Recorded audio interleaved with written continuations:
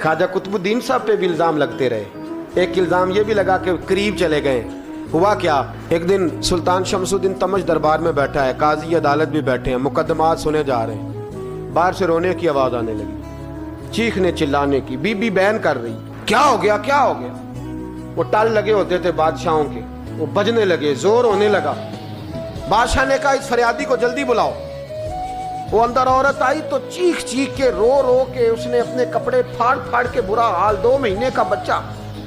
لوگ اس کی آہو زاری پر اس کی طرف متوجہ. بھی کیا ہوا, پانی پلاؤ بٹھاؤ, یہ کیا ہو گیا. کہنے لگی لٹ گئی, عزت برباد ہو گئی, تباہ کر دی گئی. میں کیا ہوا. کہنے لگی بادشاہ ایک شخص میرا غیر شرعی خامند بنا, پھر مجھے حمل ہوا, پھر میری گود میں یہ بچہ ہے 2 مہینے کا.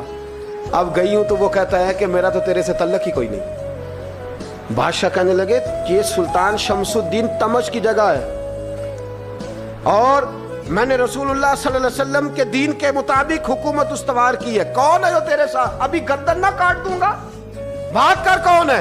کہنے لگی تو کچھ بھی نہیں کرے گا, کوئی کچھ نہیں کر سکتا. لوگ کلمے چھوڑ کے بیٹھ گئے, توجہ ادھر ہو گئی. پراپوگنڈے بڑا اثر کرتے ہیں معاشرے پہ. رنگ ایسا عجیب ہے, انداز ایسا عجیب ہے. فرمایا بات تو کر. اس عورت کی آواز گونجی تو حالات ہی خراب ہو گئے. کہنے لگی بادشاہ حوصلہ پیدا کر سننے کا. کہا تو بات کر. کہنے لگی میرے گود میں جو بچہ ہے یہ قطب الدین بختیار کاکی کا ہے, یہ تیرے پیر کی ناجائز اولاد ہے. اٹھاؤ, پروفیسر سلیم چشتی نے پی ایچ ڈی کی ہے, وہ لکھ رہے ہیں اس واقعے کو. تیرے پیر کا ناجائز بچہ ہے. ہاتھ کانپنے لگے بادشاہ کے. کہنے لگے یا اللہ کبھی تو قیامت برپا کر دے تو معاملہ ٹھیک ہو جائے, میں تیری زبان کھینچ دوں گا تیری گردن. تو نے بات کیسے کی. کہنے لگی میں نے کہا تھا نا تیرے اندر حوصلہ نہیں, میری عزت تار تار ہو گئی اور تو پیر بچا رہا ہے. اللہ اکبر. سلطان شمس الدین تمش آسمان کی طرف دیکھ کے کہنے لگے مولا مجھ مجرم کو جس کی برکت سے اٹھا کے تو نے مسجد میں پہنچایا, آج مجھے تو نے کس امتحان میں ڈال دیا. یہ کیا رنگ تو نے زندگی کا بنایا ہے. کہنے لگی بلا اسے, اڑا اب گردن. اللہ اکبر.